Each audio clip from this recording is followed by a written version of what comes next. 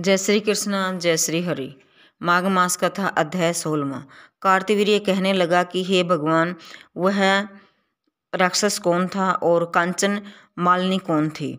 उसने अपना धर्म कैसे दिया और उनका साथ कैसे हुआ? हे ऋषि, यह कथा सुनाइए। तब दत्तात्रेय जी कहने लगे कि राजन, इस पुरातन विचित्र इतिहास को सुनो। कांचन मालिनी नाम की एक सुंदर अप्सरा थी जो माघ मास में प्रयाग में स्नान करके कैलाश पर जा रही थी। तब उसको मार्ग में जाते हुए हिमालय के कुंज से एक राक्षस ने देखा।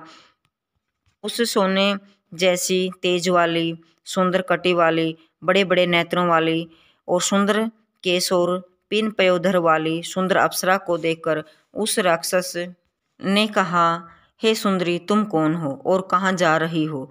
तुम्हारे वस्त्र भीगे हुए क्यों हैं? तुम आकाश मार्ग में कहाँ जाती हो और किस पुण्य के प्रताप से तुम्हारा शरीर ऐसा तेजस्वी और रूप ऐसा मनोहर है? तुम्हारे गीले वस्त्रों से मेरे मस्तक पर गिरे हुए एक बूंद जल से मेरे क्रूर मन को एकदम शांति प्राप्त हो गई है। इसका क्या कारण है? इस जल की महिमा क्या है? तुम बड़ी शीलवती प्रतीत होती हो, इसका कारण मुझसे कहिए। अप्सरा ने कहा कि हे राक्षस, सुनो, मैं काम रूपिणी अप्सरा हूँ। मैं प्रयाग में संगम में स्नान करके आ रही हूँ, इसी से मेरे वस्त्र भीगे हैं। अब कैलाश पर जा रही हूँ, जहाँ पर श्री शिव निवास करते हैं। त्रिवेणी के जल से मेरी सब क्रूरता दूर हो गई है, जिसके पुण्य के प्रभाव से मैं इतनी सुंदर और पार्वती जी की प्रिय सखी हुई। सो आश्चर्य कर देने वाला उदाहरण मुझसे ब्रह्मा जी ने कहा था, सो सुनो। मैं कलिंग देश के राजा की वेश्या थी। रूप और सुंदरता से मैं भरपूर थी। मेरी सुंदरता पर सारा नगर मोहित था और मैंने अनेकों प्रकार के भोग भोगे। अनेक प्रकार के वस्त्र और आभूषणों से मेरे घर में कोई कमी नहीं थी। इस तरह उस नगर में बड़ी सुंदरता से मेरा यौवन व्यतीत हुआ और मैं वृद्धावस्था को प्राप्त हुई। तो तब मेरे मन में विचार आया कि मैंने अपनी सारी उम्र पापों में ही व्यतीत कर दी है। धर्म का कोई कार्य, दान पुण्य, तप यज्ञ आदि नहीं किया है। शिव या दुर्गा जी की आराधना भी नहीं की है, न कभी भगवान विष्णु का पूजन किया।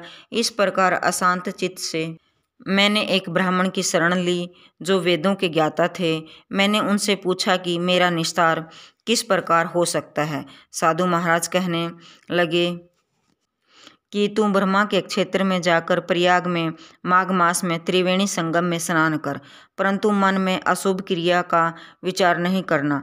पापों के नाश के लिए महर्षियों ने तीर्थ स्थान से अधिक और कोई प्रायश्चित नहीं बतलाया। प्रयाग में स्नान करने से तू अवश्य पवित्र होकर स्वर्ग को जाएगी।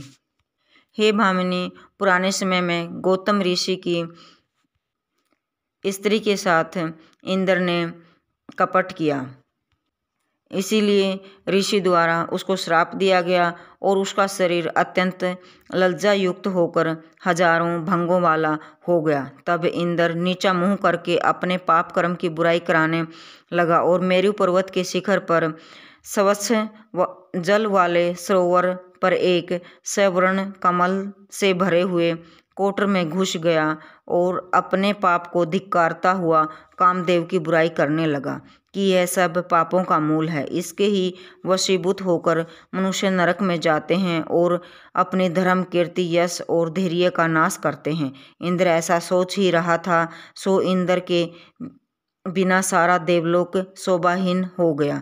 तब देवता, गंधर्व, किन्नर, लोकपाल इंद्राणी के सहित बृहस्पति जी से जाकर पूछने लगे कि महाराज, इंद्र के न रहने से सारा स्वर्ग ऐसा शोभाहीन हो गया है जैसे सतपुत्र के बिना श्रेष्ठ कुल। इसलिए स्वर्ग की शोभा के लिए कोई क्रिया सोचिए, इस विषय में देर नहीं करनी चाहिए। तब बृहस्पति जी ने कहने लगे कि इंद्र ने बिना सोचे विचारे जो कर्म किया है उसका फल भोग रहा है, सो वह कहाँ है यह मैं सब जानता हूँ। फिर गुरुजी ने सबको साथ लेकर स्वर्ण कमलों से युक्त बड़े सरोवर में इंद्र को देखा, जिसका मुख मलिन और आंखें बंद थी। तब इंद्र ने बृहस्पति जी के चरणों को पकड़कर कहा कि इस पाप से मेरा उद्धार करके आप मेरी रक्षा कीजिए। तब बृहस्पति जी ने इंद्र से कहा कि प्रयाग में स्नान करने से ही तुम पाप मुक्त हो जाओगे। तब इंद्र सहित सबने ही प्रयाग में जाकर संगम में स्नान किया और त्रिवेणी स्नान से इंद्र पाप मुक्त हो गए।